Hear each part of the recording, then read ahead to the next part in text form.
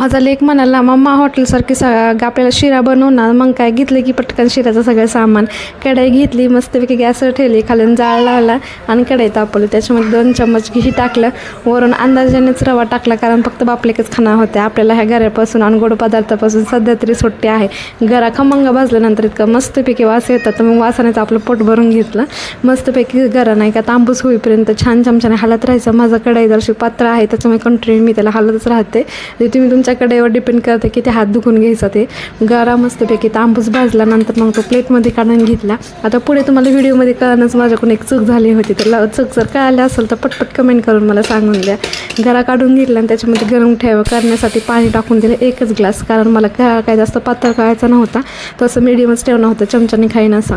बोट घालून बघितलं की पाणी गरम झालं. असे काही कृत्य तुम्ही करू नका. मग मस्तपैकी नाही का गरम पाणी काढून घेतलं, त्याच्यावरून अजून जास्त घी टाकलं, कारण बापले का खाणार होते ना. बापले का फक्त अशाच पदार्थातून खातात, घी वरून काही खात नाही असं, म्हणून घीचं प्रमाण थोडंसं जास्तच करत होते. तुम्ही तुमच्या अंदाजानुसार टाकू शकता.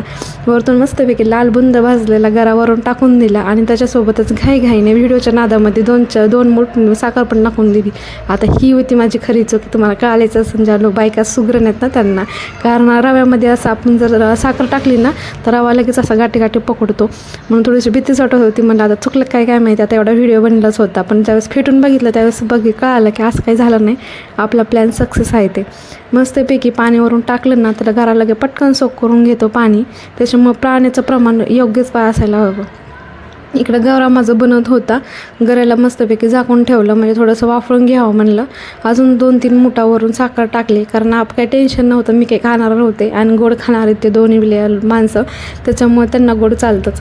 मस्तपैकी छान फेटलं आणि झाकून ठेवलं. माझं इकडं गरा करायचं काम चालू होतं आणि माझं लाईक तिकडं पारुषा पणीच मस्तपैकी देवपूजा करत होता. जेव्हापासून माझा लेक झाला आहे ना, 2-4 वर्ष झाले, तेव्हापासून आमचे देव काही दिवसभर मंदिरामध्ये राहत नाही. ते आमच्या लाडूच्या मागच फिरत असते. तर तुम्ही बघा इथं मस्त की देवपूजा चालली माझ्या लेकाची. दिवसातून कितीतरी दिवस आमच्या घरात देवपूजा होतीच.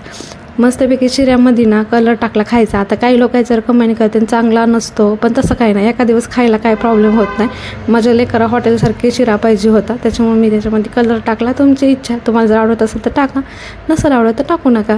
छान मस्तपैकी त्याला नाही का मिक्स करून घेतलं आणि त्याच्यामध्ये ना दुधाची थोडीशी धार टाकली, कारण चला म्हणलं करता येतं थोडंसं पौष्टिकच.